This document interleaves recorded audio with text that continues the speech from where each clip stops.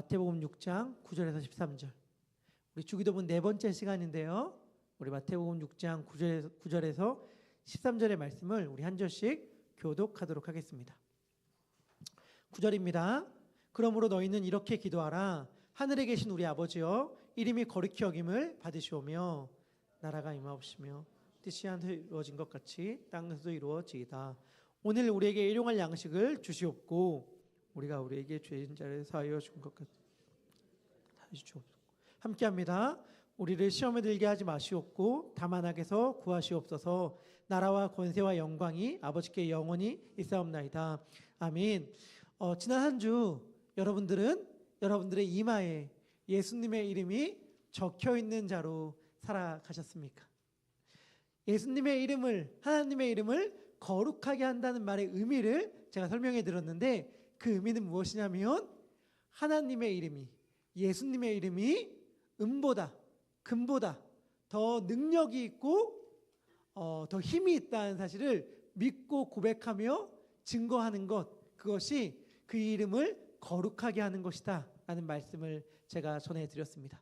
근데 이렇게 말하면 사실은 와닿지가 않잖아요. 제가 어제 사역팀장님들 모임을 가졌는데 그중에 아까 기도하신 우리 전하야 지사님이 저희 마음에 되게 감동이 되는 이야기를 했어요. 그게 뭐냐면, 이사를 갔는데, 지사님 이해하시고 들어주시면, 이사를 갔는데 참 원하던 집을 이사하는 게 꿈이었어서 이사를 들어갔는데 사실 감사를 못 하겠다는 거예요. 원망과 불평이 나오는데 너무 이해가 돼요. 너무 이해가 돼요. 이사한 지 사실 몇 개월이 지났는데 화장실 한 곳을 못 썼어요. 너무 망가지고 계속 물이 새고 해서 못 쓰니까 사실 얼마나 불평해요. 그래서 사람을 불러서 늘 고치는데, 누군가가 고치려고 오면 고쳐지는 게 아니라 더 망가뜨리고 간대요. 더 망가뜨리고 가니까 이거 어떻게 감사할 수가 있어요. 오히려 왜 망가졌습니까? 라고 물으면 내 잘못 아닙니다 라고 발뺌만 하고, 그래서 또 다른 사람 부르면 또 그 사람이 와서 더 망가뜨리고 가고, 더 망가뜨리고 가니까 너무 원망과 불평이 나올 수밖에 없는 상황. 그걸 쭉 계속 그렇게 힘들어하다가 지난주 주일날 갑자기 불현듯 생각이 들었다는 거예요. 와, 내가 정말 감사를 잃어버리고 살았구나. 그래서 이 상황이 아무리 안 좋다 하더라도 감사해야겠다.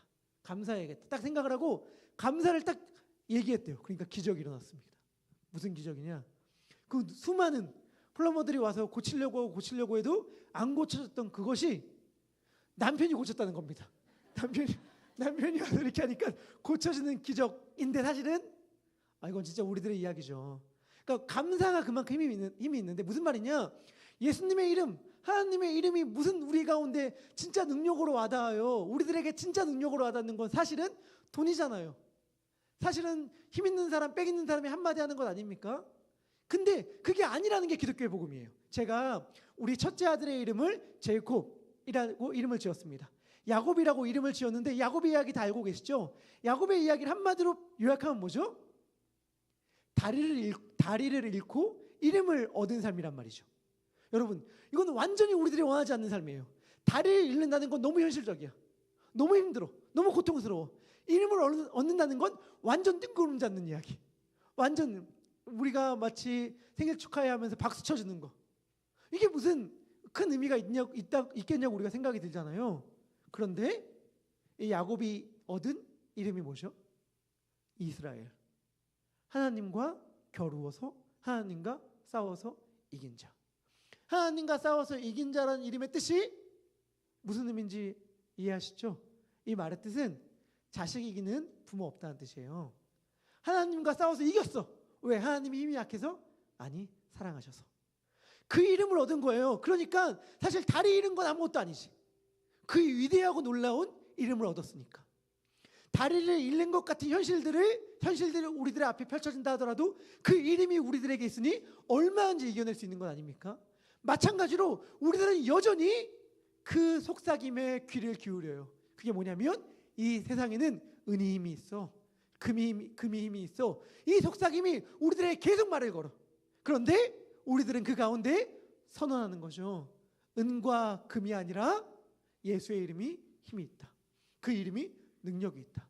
그렇게 선포하면 마치 감사를 선포하니 하나님이 놀라운 일을 행하셨던 것처럼 그 이름을 선포하면 경험하게 돼요. 뭐가? 이게 진짜구나. 그의 이름이 능력이 있다는 게 진짜구나. 바라기는 지난 한 주간 동안 혹시라도 그 이름이 더 능력이 있다는 사실을 믿음으로 고백하지 못했던 분들이 계시다면 오늘부터 펼쳐지는 일주일의 삶 가운데는 정말 그러한 믿음의 고백을 함으로 와 진짜네, 이 이름이 가장 힘이 있네 라는 것이 우리들의 삶 가운데에 경험되어지는 은혜가 있기를 축복합니다. 오늘은 그리고 그 다음에 나와 있는 나라가 임하시오며에 대하여 나눠보려고 합니다. 주기도문은 크게 세 가지의 당신 청원과 세 가지의 우리 청원 그리고 송영으로 구분되어 있습니다. 세 가지의 당신 청원이라는 것은 무엇이냐면 하나님을 향해 이렇게 기도하는 거예요. 당신의 이름이 거룩히 여김을 받으시오며 당신의 나라가 임하시오며 당신의 뜻이 하늘에서 이루어진 것처럼 이 땅에서도 이루어지길 원합니다 라는 것이 세 가지의 당신 청원이고, 세 가지의 우리 청원은 뭐냐면 우리에게 일용할 양식을 주시옵소서, 우리의 죄를 용서하여 주시옵소서, 우리를 시험에 들게 하지 마시옵소서 하는 게 세 가지의 우리 청원이고, 그 다음에 송영으로 구분되어 있는데 오늘은 두 번째 당신 청원 하나님의 나라가 임하시오며를 살펴보려고 하는데, 여러분 먼저 여러분들에게 정말 강조하고 싶은 것이 있습니다. 그것은 무엇이냐면 하나님의 나라는 임하는 것이라는 것입니다. 하나님의 나라는 임하는 거예요. 우리에게는 익숙한 표현으로 하나님의 나라에 들어간다 혹은 하나님의 나라를 세운다, 하나님의 나라를 확장한다 라는 말을 우리가 자주 하지만 기본적으로 하나님의 나라는 뭐라고요? 임하는 거라고요. 신약 성경과 구약 성경 모든 성경이 다 하나님의 나라는 임하는 것이라고 이야기합니다. 이 말의 뜻은 무엇이냐면 인간이 기술의 발전을 이루고 과학이 열심히 발달이 되어서 이 땅을 아름다운 하나님의 나라로 만들 수 있다라는 게 아니라는 거예요. 동시에 우리가 열심히 복음 전도해서 이 땅에, 이 지구에 살아가는 82억 명의 모든 사람들이 예수님을 믿게 되어서 하나님의 나라가 이 땅 가운데 세워진다라는 것도 아니라는 것입니다. 하나님의 나라는 하늘로부터 임하는 거예요. 그것에 대하여 잘 설명해 주는 것이 다니엘서 2장에 나옵니다. 다니엘서 2장을 보면 바벨론의 왕 느부갓네살왕이 꿈을 꿉니다. 꿈에서 한 큰 신상을 보는데 이 신상을 보면서 꾼 꿈이 너무 특별한데 다니엘이 이 꿈을 해석해 주거든요. 이 신상의 모습이 이렇습니다. 한번 화면으로 보여주시면 좋을 것 같은데 느부갓네살왕이 꿨던 꿈의 금신상입니다. 여러분들 이런 식의 신상들 설교 시간에 한 번쯤은 보셨을 수 있을 거예요. 이 신상의 모습은 어떠했는가? 머리는 순금이다. 가슴과 두 팔은 은이었다. 배와 넓적다리는 노시였고 종아리는 쇠였고 그 발에 얼마는 쇠, 얼마는 진흙이었다. 이렇게 되어 있어요. 그래서 어떤 식으로 해석을 하냐면, 이 해석은 틀린 해석이 아니라 맞는 해석인데, 이게 역사 가운데 펼쳐질 수많은 제국들을 상징한다는 거예요. 금머리는 바벨론 뭐 이렇게 하면서 쭉 상징하고 나중에 맨 마지막 종말에는 얼마는 흙이고 얼마는 쇠인 나라가 올 것이다 라고 하면서 과연 그 나라가 어딜까를 수많은 해석하는 사람들이 해석해 왔습니다. 누구는 소련이다, 누구는 유럽 연합이다, 뭐 이런 해석들을 해왔단 말이에요. 그 해석이 맞을 수도 있고 틀릴 수도 있겠죠. 중요한 건 이거예요. 핵심은 여러분들 혹시라도 다니엘서 설교를 들으면서 금신상에 관한 말씀을 듣는다면 이 사실을 반드시 기억해야 되는데, 핵심은 그 금속이, 그 육체의 어느 부분이 어느 나라다라는 게 핵심이 아니에요. 핵심이 뭐냐면 이것이 하나의 금신상이라는 거예요. 그러니까 굉장히 다른 모양으로, 다른 이름으로, 다른 지역에, 다른 시기에 수많은 제국들이 등장했지만 실상은 하나입니다. 실상은 하나예요. 그것은 미국이 될 수도 있고 중국이 될 수도 있고 한국이 될 수도 있고 해요. 실상은 하나입니다. 그게 뭐죠? 제국. 인간이 자신의 힘으로, 자신의 능력으로 나라를 세우려고 하는 그 제국이요.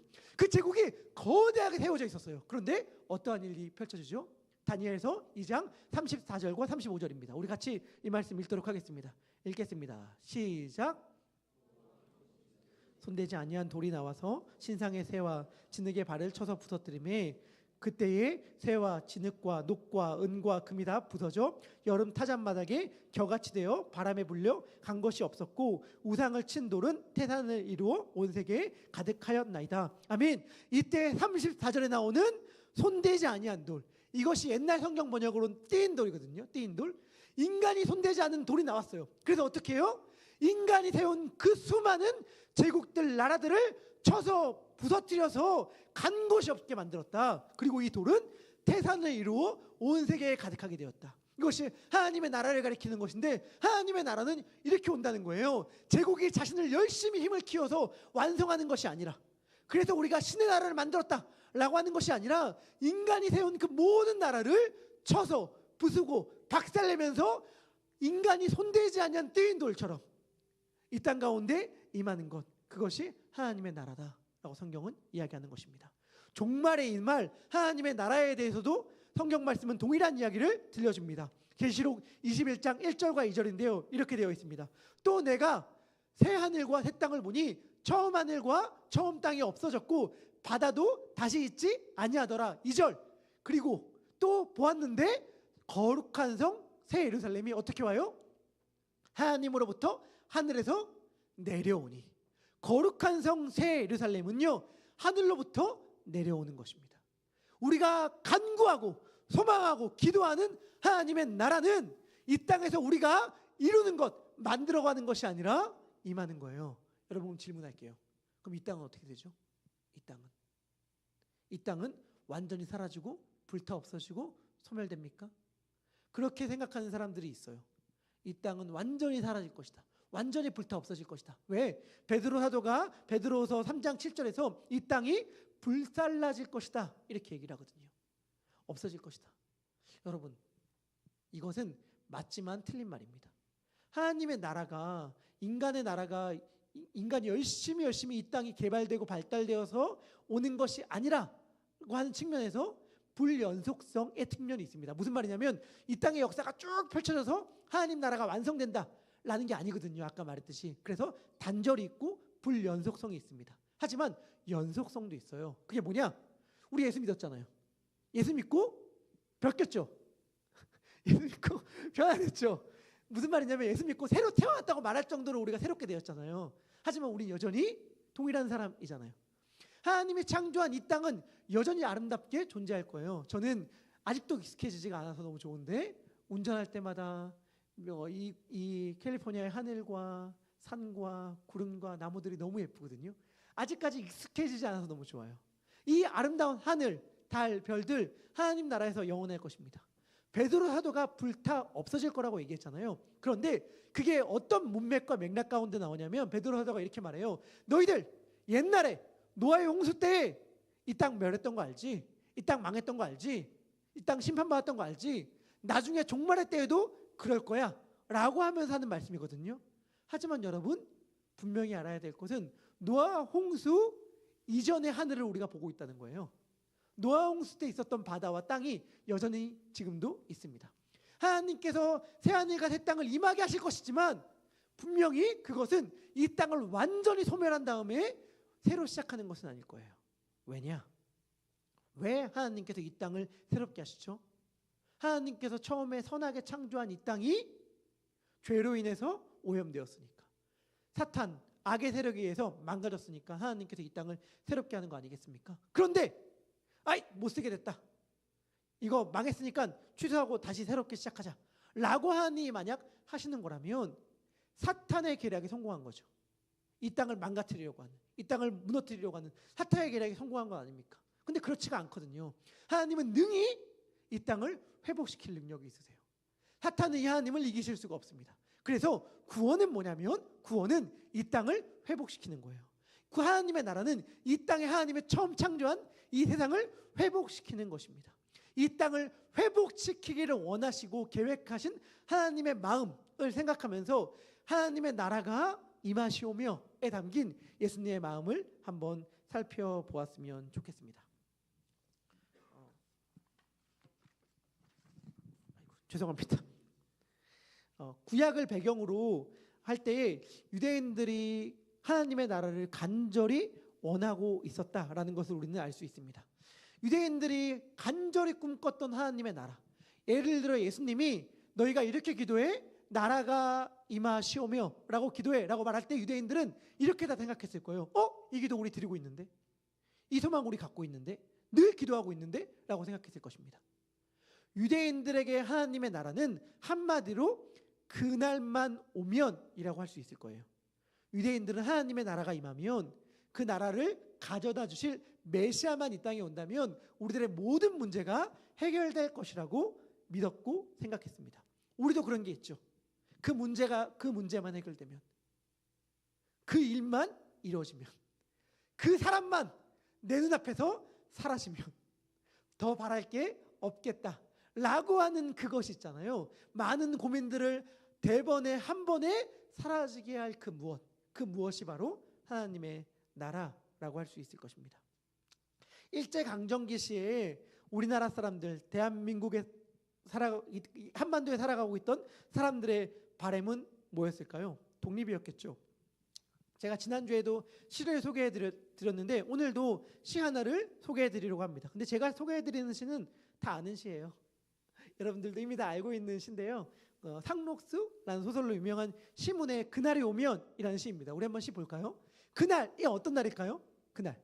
그날은 독립의 날이죠. 이 시문이 얼마나 이 날을 간절히 사모했는지를 한번 생각하면 좋을 것 같아요. 그날에 오면 삼각산이 일어나 더덩실 춤이라도 추고 한강물이 뒤집혀 용소듬칠 그날이, 이 목숨이 끊어지기 전에 와주기만 한다면 만약에 뭐라고 노래해요? 나는 밤하늘을 나르는 까마귀와 같이 종로의 인경을 머리로 들이받아. 이게 무슨 말이냐면 종을 친다는 거예요. 머리로 종을 쳐서 울리겠다라고 얘기하면서 그렇게 되었을 때 두개골이 깨어져 산산조각이 나도 오히려 기뻐서 죽는 것이기 때문에 아무런 한이 없을 것이다. 그날이 와서 육주 앞 넓은 길을 울며 뛰며 뒹굴어도 넘치는 기쁨의 가슴이 미어질 것이다. 조금은 잔인할 수 있지만 어떠한 격정인지를 이해할 수 있을 것 같은데 잘 드는 칼로 이 몸에 가죽을 벗겨서 커다란 북을 만들어서 둘쳐매고 행렬 가운데 가장 앞장서서 그 북을 치면서 우렁찬 소리를 한 번이라도 들을 수만 있다면 나는 거꾸러져 눈을 감는다 하여도 아무런 아쉬움이 없을 것이다. 이렇게 노래했어요. 이게 일제 식민지를 살아갔던 우리 선조들의 고백이었습니다. 간절한 바람이 느껴지죠. 그런데 제가 심은 선생님에겐 죄송하지만 제가 감히 이 마음을 헤아린다 말할 수 없을지 모르겠지만 제가 아는 한, 제가 이해하는 한 구약의 유대인들이 하나님 나라를 소망하는 마음은 이것보다 훨씬 컸습니다. 그들은 누구였냐면 우리는 아브라함의 자손이다. 우리는 모세의 후손이다.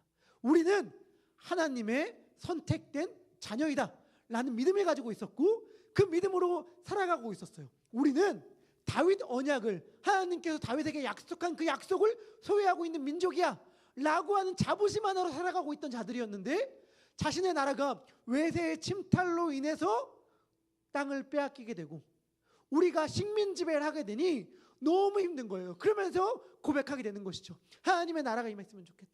하나님의 나라만 임한다면 그들이 꿈꿨던 하나님의 나라는 뭐냐면 온 세계의 수도가 예루살렘이 되는 거예요. 그리고 나를 지금 핍박하는 저 수많은 이방 민족들이 그날만 오면 오히려 우리에게 잘 보이기 위해서 수많은 예물들을 들고 예루살렘을 방문할 것이고 온 세계를 다스리는 헌법, 통치법령은 모세오경, 율법이 될 것이다 라고 하는 것이 구약의 유대인들이 꿈꿨던 하나님의 나라예요. 그 나라를 간절히 기다리고 그 나라를 간절히 소망할수록 비참함과 슬픔은 더 커져갔죠. 왜요? 내가 꿈꾸는 나라는 이렇게 높은데 내 현실은 고난, 고통의 왕국이고 나라였거든요. 여러분, 흔히 나라라고 할 때 나라의 3요소가 있잖아요. 나라의 3요소. 그게 뭐죠? 여러분들 학창 시절에 공부 열심히 하신 분들은 다 아는 나라의 3요소? 국민, 영토, 주권. 이 국민 영토 주권이라는 이 개념이 사실 1900년대에 독일의 학자에 의해 이게 제안되었거든요. 그런데 저는 하나님의 나라를 국민 영토 주권으로 설명하는 설명을 진짜 많이 들어왔어요. 진짜 많이. 근데 제가 그 설명을 들을 때마다 마음속에 소화가 안 되는 게 있었어요. 아니, 하나님의 나라는 정말 옛날부터 성경에 나오는 개념인데 어떻게 근대적 개념인 국민 영토 주권 해가지고 설명할 수 있을까라고 질문을 가졌거든요.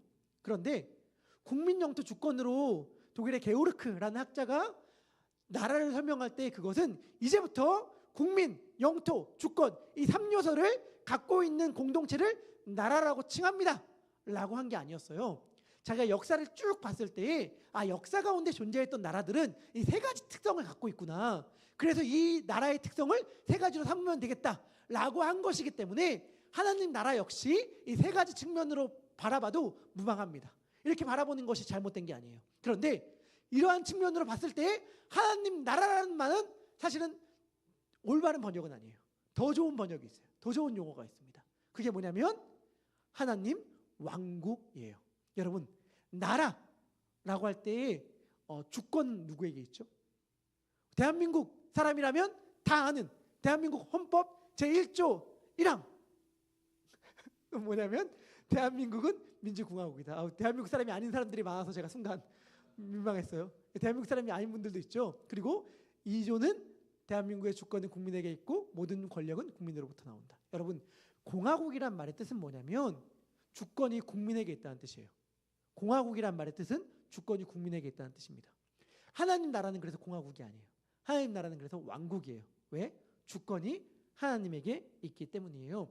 이스라엘 백성들이 꿈꿨던 하나님의 나라는 무엇이었냐면 그 나라가 우리 가운데 와서 하나님이 왕이 되고 내가 지금 이방 민족들에게 빼앗긴 땅을 되찾게 되고 우리가 역시 우리 아이디에 우리 신분증에 이방 민족들의 국가들이 적혀있는 것이 아니라 마치 올림픽 경기하면 우리 가슴에 우리나라의 국기를 달고 뛸 수 있는 그런 날이 오길 꿈꿨던 거거든요. 그때 핵심은 하나님의 통치. 하나님이 통치한다는 건 뭐냐면 하나님의 법인 그 말씀이 통치하는 것. 그 나라를 구약의 이스라엘 백성들은 너무나도 간절히 기다리고 갈망했어요. 그 나라만 우리들 가운데 온다면 소원이 없겠다. 그래서 구약에 있는 수많은 선지자들이 외쳤던 말이 뭐냐면 이제 하나님의 나라가 임할 것이다.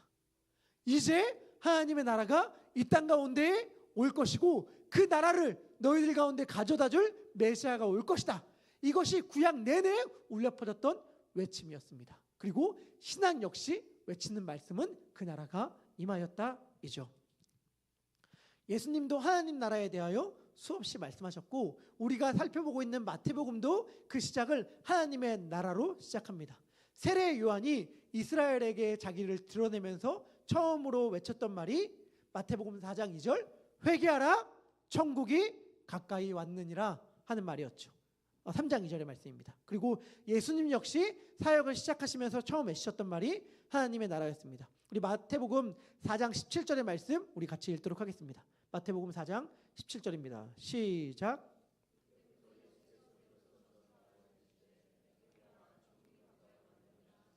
아멘. 예수님도 회개하라 천국 하나님 나라가 가까이 왔다라고 말씀하셨습니다. 세례 요한도 하나님의 나라가 가까이 왔다 회개해라 라고 말씀하셨습니다. 세례 요한의 말과 예수님의 말의 결정적 차이가 뭔지 아십니까? 세례 요한과 예수님의 말씀의 결정적인 차이. 여러분, 세례 요한은 구약의 마지막 인물이에요. 구약의 마지막 인물이 세례 요한이라고 할 수 있고 예수님은 신약을 여신 분이죠.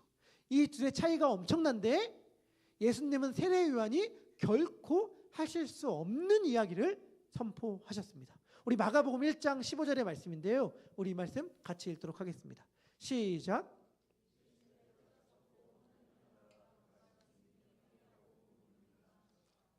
아멘. 여기서 예수님은 세례 요한이 절대로 할 수 없는 말씀하십니다. 그게 뭐냐면 때가 찼다. 때가 찼다. 예수님은 누구시냐? 예수님은 하나님의 나라가 가까이 왔다라고 말할 수 있는 분일 뿐 아니라 하나님의 나라가 이미 너에게 임했다. 때가 찼다라고 말씀하실 수 있는 분이 예수님이세요. 그래서 마태복음 12장 28절에서 예수님은 이렇게 말씀하십니다. 그러나 내가 하나님의 성령을 힘입어 귀신을 쫓아내는 것이면 하나님의 나라가 이미 너에게 임하였느니라. 예수님은 이렇게 말씀하실 수 있는 분이에요. 그래서 예수님은 이렇게 선언하신 거예요. 누가복음 16장 16절, 율법과 선지자, 구약을 말하는 것인데 요한, 세례 요한의 때 것이고, 그 후로부터, 내가 온 후로부터는 하나님 나라의 복음이 전파되었기 때문에 사람마다 그리로 침입할 수 있다, 들어올 수 있다, 하나님의 나라를 살아낼 수 있다라고 예수님은 말씀하시는 것입니다. 구약에 있는 수많은 사람들은 기도했죠. 그 나라만 임한다면, 그 나라만 우리 가운데 임한다면 더 바랄 게 없겠습니다 라고 기도했던 사람들에게 예수님은 대답하여 주십니다. 이미 그 나라가 너에게 임했다. 제발 구원해 주세요.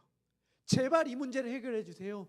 우리를 이 고난 가운데서 건져내 주세요. 우리가 이렇게 간절히 기도할 때에 예수님은 이렇게 우리에게 대답하시는 셈입니다. 이미 내가 너를 구원했다. 이미 너를 건져냈다. 그 문제는 더 이상 너를 좌우할 수 없다. 내가 이미 너를 건지고 구원한 자처럼 오늘을 살아가라. 예수님은 이렇게 말씀하십니다. 예수님께서 하나님 나라가 이미 너에게 임했어 라고 말씀하신다면 그 나라는 어떠한 나라일까요? 예수님이 말씀하신 하나님의 나라는 어떠한 나라입니까? 바울이 골로새 교회에 보내는 편지에서 바울은 이렇게 이야기합니다. 우리 골로새서 1장 13절의 말씀을 같이 읽도록 하겠습니다. 시작. 그의 사랑의 아들의 나라로 옮기셨으니, 여기서 옮기셨다는 건 과거형이에요. 이미 그렇게 하셨다는 건데 하나님이 어떻게 하셨대요? 우리를 흑암의 권세, 어둠의 나라에서 건지셔서 그의 사랑의 아들의 나라로 옮기셨다라고 말합니다. 하나님의 나라는, 여러분 잘 들으셔야 돼요. 지금부터는 하나님의 나라는 사랑의 나라입니다. 하나님의 나라는 사랑의 나라예요. 당연하죠. 왜요? 하나님 나라의 왕이 누군데요? 하나님 나라의 왕이 누구죠? 하나님은 누구신데요? 하나님은 사랑이시라. 왕이신 하나님은 사랑이시잖아요. 사랑이신 하나님이 다스리시는 그 나라가 당연히 사랑의 나라 아니겠습니까? 여러분, 흑암의 나라, 이 세상의 나라, 제국은 힘과 권세로 이 세상을 다스립니다. 공포와 두려움으로 이 세상을 다스려요. 그런데 예수님이 왕인 하나님의 나라는 사랑으로 다스리는 나라입니다. 예수님은 정말 정확히 이러셨습니다. 예수님은 왕으로 이 땅 가운데 오셨잖아요. 왕으로 이 땅 가운데 오심으로 왕노릇 하셨어요. 왕으로 살아가셨단 말이에요. 그런데 어떻게 다스리셨죠? 왕이셨으면 다스려야 됐는데 무엇으로 어떻게 통치하셨습니까? 여러분, 예수님은 수건으로 다스리셨어요. 수건으로 통치하셨습니다. 요한복음 13장 4절에서 5절인데요. 우리 같이 읽도록 하겠습니다. 읽겠습니다. 시작.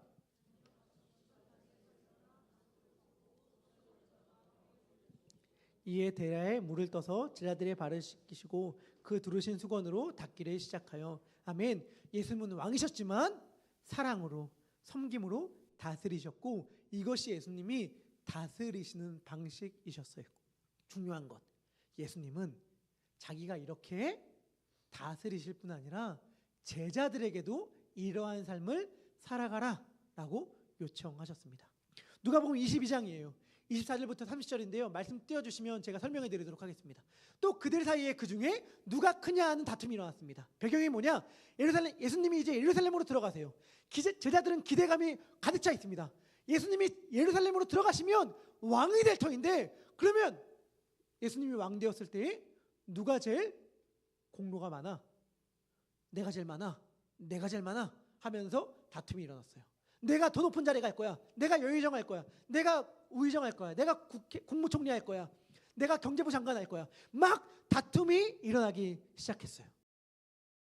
예수님이 보시면서 이렇게 말씀하십니다. 이들의 배경은 지금 나라에서 누가 높은 자리에 올라가냐, 누가 왕이 되냐 라고 하는 생각으로 다투고 있었잖아요. 예수님이 이렇게 말씀하십니다. 이방의 임금들은 그들을 주관하며 다스리며 그 집권자들은 은인이다. 소중한 사람, 귀한 사람, 높은 사람, 권위 있는 사람이다 라고 칭함을 받지만, 너희는 그렇지 않다. 내 나라는 그러한 나라가 아니다. 큰 자는 젊은 자와 같고 다스리는 자는 뭐라고요? 섬기는 자와 같을지니라. 27절. 그러나 나는 섬기는 자로 너희 중에 있다. 나는 섬김으로 다스리는 자다. 그러면서 그 다음에 이어서 하는 말, 중요한 말씀인데, 너희는 나의 모든 시험에 나와 함께한 자들인즉 내 아버지께서 나라를 내게 맡기신 것 같이 뭐라고요? 나도 너희에게 내 나라를 맡겨서 너희로 내 나라에 있어 내 상에서 먹고 마시며, 또는 보자는 왕자입니다. 왕자에 앉아서 이스라엘 12지파를 다스리게 하려 하노라. 너희들도 왕자리에 앉아서 이스라엘 12지파를 다스릴 거야. 근데 그때 기억해야 돼. 멍심해야 돼. 어떻게 다스려야 하는지를. 어떻게 다스려야 하냐면 섬김으로 다스려야 돼. 사랑으로 다스려야 돼. 자신을 낮춤으로, 다른 이를 높임으로 다스려야 돼. 이렇게 말씀하시는 셈이에요. 예수님은 동일한 말씀을 우리들에게 하십니다. 내가 너희들에게 가정을 맡겼다. 내가 너희들에게 직장을 맡겼다. 내가 너희들에게 사회를 맡겼다. 교회를 맡겼다. 너희는 그곳에서 왕노릇해야 되는데 섬김으로 왕노릇해야 된다. 이렇게 말씀하십니다. 하나 질문할게요. 이 점 잘 모르시는 분들이 있는데 우리가 반드시 명심해야 될 사실입니다. 여러분, 하나님 나라 가면 뭐 할 것 같습니까? 나중에 죽은 다음에 천국 가면 뭐 할 것 같으세요, 여러분? 천국 가면 뭐 할까요? 찬양, 그렇죠? 찬양. 무슨 찬양 부를까요? 찬송가 1장부터 645장 7번 아멘. 만복의 근원 하나님, 아멘 아멘 아멘 아멘. 다시 처음부터 만복의 근원 하나님. 이거 반복할까요, 우리 천국 가면? 물론 천국 가면 찬양하겠죠. 그런데 요한계시록이 반복해서 천국에서 우리들이 할 일에 대하여 강조하는 것이 있습니다. 너희들 천국 가면 이거 해야 될 거야. 이거 하게 될 거야. 천국 가면 너희들 이거 하게 될 거야. 라고 계속해서 반복해서 하는 말이 있어요. 그것이 뭐냐? 요한계시록 22장 5절인데요. 우리 같이 읽도록 하겠습니다. 읽겠습니다. 시작. 있는 주 하나님이 그들에게 비치심이라. 그들이 세세토록 왕노릇하리로다. 아멘. 뭐 한다고요? 왕노릇한다고 얘기해요. 이게 여기에만 나오는 것이 아니라 계시록 내내 나와요. 계시록에서 하는 말이 뭐냐면 너희들 천국 가면 뭐 하는 줄 알아? 천국 가면 왕노릇할 거야. 왕노릇할 거야. 여러분, 만약에 나중에 훗날 이말 그 나라에서 우리가 왕노릇을 한다면 지금 이만 그 나라에선 무엇을 하겠습니까? 후에 우리가 훗날 이말 하나님의 나라에서 우리가 왕노릇을 한다면 지금 이만 예수님의 나라, 하나님의 나라에서 우리는 무엇을 해야 합니까? 당연히 왕노릇해야죠. 이미 이만 그 나라에서 왕노릇하면서 다스리면서 살아가야죠. 근데 어떻게 왕노릇을 하고 어떻게 다스려야 하죠? 예수님처럼 사랑으로, 섬김으로 왕노릇하며 다스려야죠. 이게 아니니까 우리 가정이 그토록 싸움이 있고, 이게 아니니까 우리의 직장에서 우리의 사회가 그토록 아픔이 있는 것 아니겠습니까? 누가 높으냐? 서로 왕노릇하려고 그래. 어떠한 방식으로? 세상적인 방식으로. 그러나 우리는 예수님이 말씀하신 방식으로 이 땅 가운데서 섬김으로, 사랑으로 왕노릇하며 살아가야 합니다. 말씀을 마무리합니다. 빌립보라는 지역이 있습니다. 이 빌립보라는 지역은 작은 로마라고 별명이 붙은 지역이었는데요. 어떤 지역이었냐면 로마 국가가 정책적으로 퇴역한 군인들의 우대 정책의 일환으로 군대에서 전역하면 그곳에서 살아라고 보금자리를 마련해줬던 곳이 빌립보예요. 빌립보에 사는 로마의 퇴역 군인들, 이들은 로마의 시민권을 갖고 있었는데 로마의 시민권들은 여러 가지 혜택을 국가로부터 받았습니다. 예를 들면 세금이 면제된다던가 여러 가지 이득을 받아가면서 살고 있었거든요. 그런데 이들 로마의 시민권자로서 빌립보에 살고 있는 사람들에게는 한 가지 특징이 있었습니다. 그것이 뭐였냐면 자부심이 엄청나다는 거예요. 코가 엄청 높았어요. 우리나라도 그런 거 있죠. 양반은 비가 와도 어떻게 해요? 안 뛰죠. 그런 양반이 아무도 없나? 양반은 비가 와도 안 뜁니다. 저는 신나게 뜁니다. 비가 와도 안 뛰고, 그리고 아무리 추워도 겹불을 쬐지 않는다. 뭐 이런 게 있잖아요, 여러분. 빌립보에 살던 로마 시민들도 마찬가지였어요.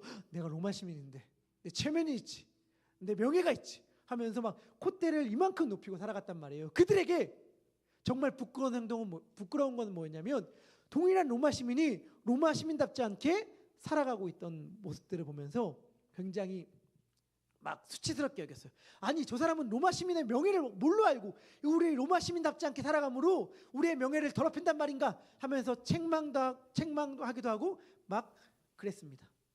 그러한 배경을 가지고 있는 사람들에게 바울이 빌립보서를 썼던 거거든요. 그래서 빌립보서의 주제는 기쁨, 우리 뭐 이렇게 잘 알고 있지만 기쁨이 아니라 빌립보서의 주제를 한마디로 함축하면 빌립보서 1장 27절인데 이 말씀입니다. 우리 같이 읽도록 할까요? 빌립보서 1장 27절 시작. 그리스도의 복음에 합당하게 생활하라. 아멘. 이게 빌립보서 전체의 주제예요. 왜냐? 이 그리스도의 복음에 합당하게 생활하라 라고 말할 때 생활하라 라는 말의 어원이 뭐냐면 폴리스, 도시예요. 다시 말하면 도시의 시민답게 생활해 이렇게 말하는 셈이거든요. 왜 이런 말을 하는가? 당시의 모든 사람들이 이렇게 이야기하고 다녔거든요. 빌립보의 시민권자들이. 야! 로마 시민답게 행동해. 로마 시민, 너희가 지금 빌립보에 산다고 해서 잊으면 안 돼.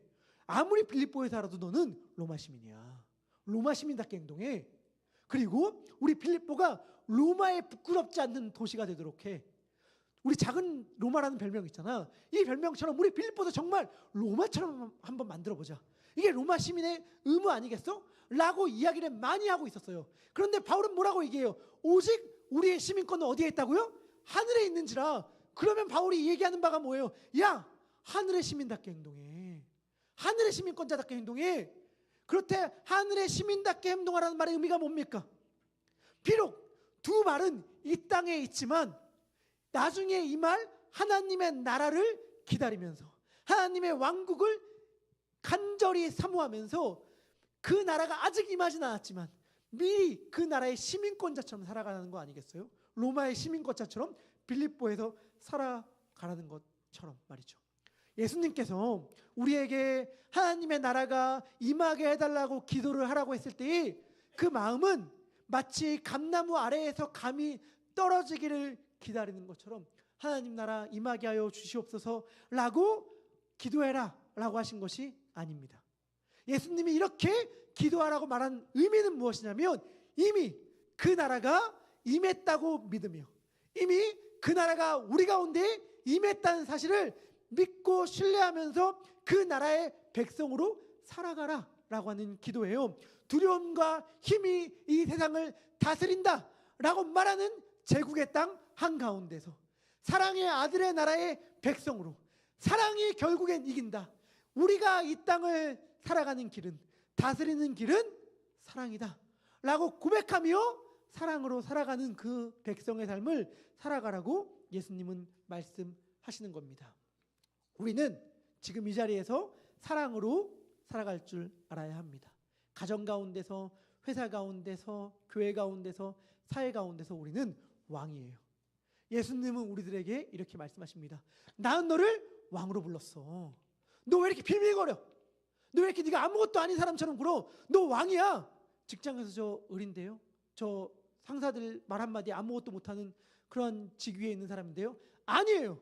가정 가운데 저 완전한 을인데요. 저 아내의 말 한마디에 남편의 말 한마디에 아무 말도 못하는 사람인데요. 아니에요 여러분. 여러분 반드시 기억해야 되는데 예수님은 여러분을 왕으로 부르셨어요. 근데 그 왕인데 어떠한 왕이냐? 사랑으로 다스리는 왕. 여러분들이 만약 사랑으로 그곳을 다스리려고 마음을 먹고 예수님처럼 수건과 섬김으로 그 나라를 다스리려고 한다면 모두 한 분도 예외 없이 경험하게 될 것입니다. 뭐를? 바로 내가 서 있는 이곳이 하나님의 나라구나 라고 하는 것을 말이죠. 우리 그러한 믿음을 가지고 함께 찬양했으면 좋겠습니다. 하나님의 나라가 가장 눈에 보이는 방식으로 임한 게 바로 교회잖아요. 우리가 있는 곳이 하나님의 나라요. 교회라는 사실을 고백하면서 우리는 주의 움직이는 교회 함께 고백하고 찬양하도록 하겠습니다.